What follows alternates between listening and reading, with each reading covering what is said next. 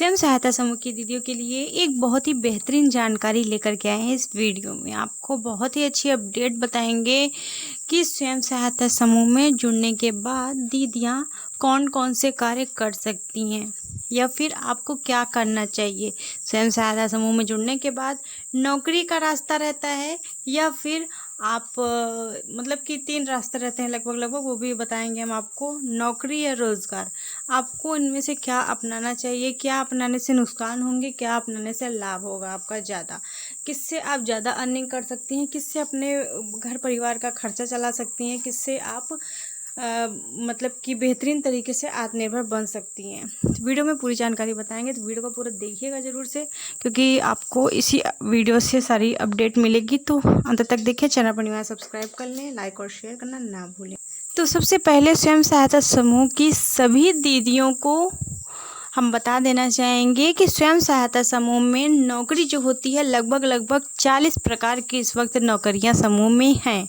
इसमें से लगभग 35 नौकरियां तो आ चुकी हैं और जो 5-6 नौकरियां बची हुई हैं वो शेष अभी आनी बाकी हैं। ठीक है, जिससे आपको की अच्छी खासी अर्निंग होगी, क्योंकि समूह में ज़्यादातर जितनी भी नौकरियां हैं उसके बारे में हम आपको बता दें कि जितनी भी नौकरियां हैं उससे मात्र आप 20 से 25 हज़ार से ज़्यादा या बहुत ही हद से ज़्यादा अगर आप कमा भी लेंगी तो 30 हज़ार से ज़्यादा आप नहीं कमा सकती हैं किसी भी नौकरी से।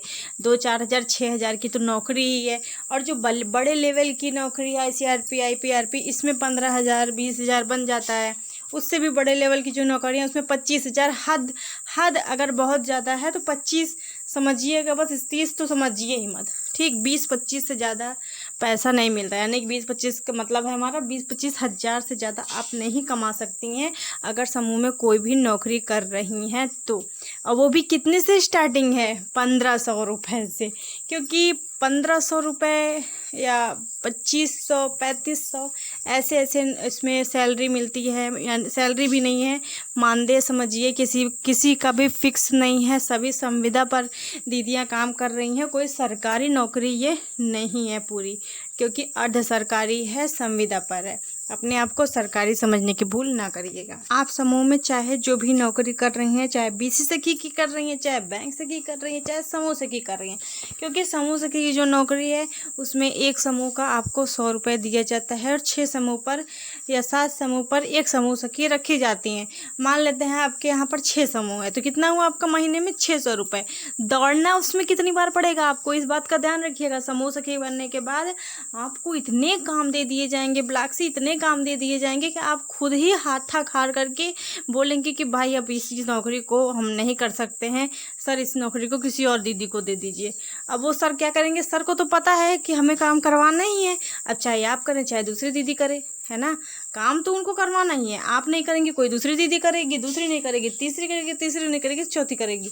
इसमें इतना काम करवा देते हैं आपसे कि मत पूछिए। पहले तो फील्ड में काम करवाएंगे, फिर ब्लॉक 50 बार बुलवाएंगे, फिर चाहे BC सखी हो, चाहे समूह सखी हो, चाहे बैंक सखी हो, सभी से बहुत ज़्यादा वर्क लेते हैं ब्लॉक वाले खुद।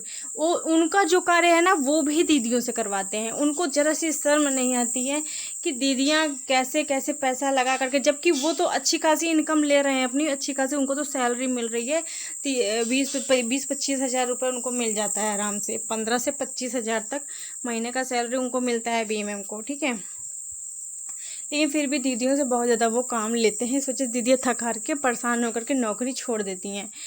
और मान लेते हैं आप समूह में नौकरी ही करना चाहती हैं, नौकरी के लिए आए ही हैं, नौकरी के लिए जुड़ी ही हैं, तो जो मतलब कि अगर नौकरी के लिए जुड़ना चाहती है ना तो जुड़िए ही मत समूह में।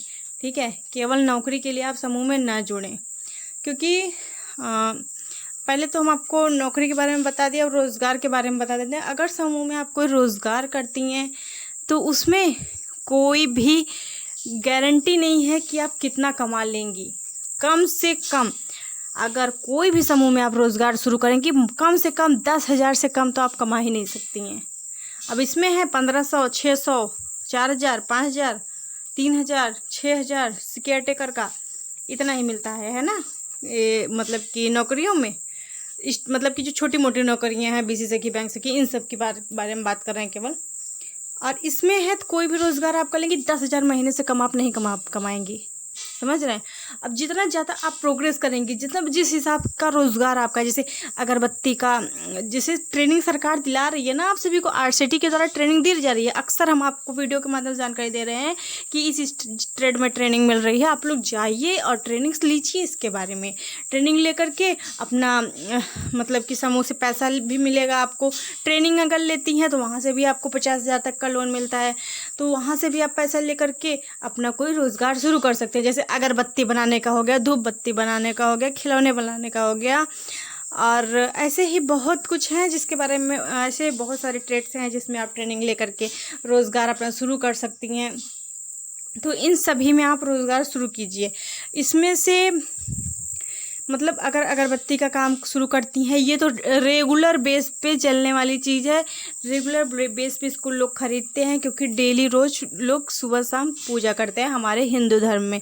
अगर मुस्लिम में बात करें तो मुस्लिम भी अगरबत्ती जलाते ही जलाते हैं, है ना, और सुबह शाम जलाते हैं। कब जलाते हैं मुझे नहीं पता है, लेकिन जलाते ही जलाते हैं वो भी। तो लगभग अगरबत्ती, धूप बत्ती ये तो लगता ही लगता है। मोमबत्ती भले ही दीपावली पे ज़्यादा लगता है और वैसे कम सेल होगा, और लेकिन अगरबत्ती और धूप बत्ती का जो आइडिया है वो बहुत ही बेस्ट है। और बाकी बहुत सारे बिजनेस आइडिया, रोज़गार से संबंधित आइडिया हमने अपने चैनल पर दी हुई हैं। आपने नहीं देखा है ज़रूर जा करके देखिएगा। हम आपको प्लेलिस्ट का लिंक डिस्क्रिप्शन बॉक्स में दे देंगे, चेक कर लीजिएगा, ठीक है। इसमें कम से कम आप 10,000 कमाएंगी और अधिक से अधिक 50,000, 1 लाख, 2 लाख, 3 लाख, कितना भी आप कमा सकती हैं। वो आपके ऊपर निर्भर करता है आप किस तरीके का व्यवसाय कर रही हैं, किस तरीके का रोज़गार शुरू किया आपने। अचार का बिजनेस कर लीजिए, है ना। अचार भी कई तरीके के आते हैं, केवल आम का ही अचार नहीं होता है, हर एक प्रकार की सब्जियों का अचार बनता है। गूगल पे सर्च कीजिए, यूट्यूब पे सर्च कीजिए, जाइए देखिए। नहीं आता है वहाँ पर भी नहीं आता है तो ट्रेनिंग लीजिए इसके बारे में, तब बनाइए, तब सेल कीजिए। खुद खा करके देखिए अच्छा बना या नहीं बना है। तो ये सब चीज़ें होती हैं। तो आपको फ़ायदा इसमें अब बताइए कहाँ नज़र आया, रोज़गार में या फिर नौकरी में? कमेंट करिएगा, ए या बी। ए है हमारा नौकरी, बी है हमारा रोज़गार। कमेंट में बताइएगा कि आपको नौकरी करनी है कि रोज़गार करनी है। ये दोनों अंतर मैंने आपको इसीलिए बताया ताकि आपको और भी बेहतरीन तरीके से समझ में आ सके कि हमें क्या करना चाहिए समूह में। तो हम जो सजेशन आपको देंगे, हमारा भी एक्सपीरियंस है। आज 5 साल से हम समूह में, 5 साल क्या हो गया, 4 साल से समूह में जुड़े हुए हैं और समूह के बारे में पूरी नॉलेज रखते हैं। हर एक चीज़ है, ब्लॉग से सारी जानकारी हमारे पास आती रहती हैं और जितनी भी नॉलेज है इतने दिनों से हम देख रहे हैं जो चीज़, उस हिसाब से हम आपको बताएंगे अपने एक्सपीरियंस के आधार पर कि आपको समूह में रोज़गार करना चाहिए, नौकरी नहीं, क्योंकि नौकरी का कोई भरोसा नहीं है। तो हम आपको जो सजेशन देंगे कि आप रोज़गार कीजिए, नौकरी के चक्कर में ना रहिए। नौकरी 2-4 हज़ार की नौकरी लेके क्या करेंगी, इससे आप आत्मनिर्भर बन सकती हैं। और ये मेन चीज़ है ना नौकरी का। तो नौकरी मान लीजिए कर भी रही हैं, आपको पसंद है, नौकरी कर रही हैं, BC सखी, बैंक सखी, आजीविका सखी, जो भी सखी का नौकरी आप कर रही हैं, ठीक है, करिए आप, वो आपकी मर्जी है, वो आपका अपना फैसला होगा, आप अगर कर रही हैं तो। बाकी इसमें क्या है कि देखते हैं आप, मानदेय बराबर नहीं मिलता है। सबसे ज़्यादा गड़बड़ की बात तो यही है, मानदेय मिलेगा ही नहीं। 6 महीने, 7 महीने, साल भर हो जाते हैं, मानदेय मिलता ही नहीं है। तो बताइए ऐसे आप आत्मनिर्भर बनेंगे, ऐसे अपने घर परिवार का पेट भरेंगे, अपने घर परिवार का पालन पोषण करेंगे, कैसे आप करेंगे? नहीं कर पाएंगे ना। इस वजह से अगर आप रोज़गार करती हैं, उसमें साथ आपका परिवार भी दे सकता है, आपके पति भी साथ देंगे, आपका घर परिवार वाले भी साथ देंगे, आपके बच्चे भी साथ में रहेंगे, तो आपको कहीं जाना भी नहीं पड़ेगा। घर बैठे रोज़गार कीजिए। बहुत सारे रोज़गार आइडियाज़ हैं, ऐसे नहीं जानती हैं तो हम आपको दे देंगे। वीडियोस हमने सारी बनाई हुई हैं, बहुत सारी वीडियोस ऐसी हैं जिसको देख करके आप नॉलेज ले सकती हैं, सिलाई का कार्य कर सकती हैं। वो तो सबसे बेस्ट तरीका है। आप जानती होंगी, अरे आजकल सिलाई कितनी ज़्यादा महंगी हो गई है, 300-400 रुपये से कम सिलाई नहीं है कोई भी चीज़ अगर आप सिलवाने जा रही हैं तो, ठीक है।